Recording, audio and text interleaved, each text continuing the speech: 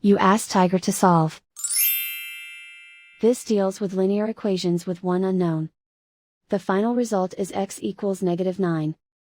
Let's solve it step by step. Simplify the expression. Group like terms. Simplify the arithmetic. Group all constants on the right side of the equation. Subtract 24 from both sides. Simplify the arithmetic.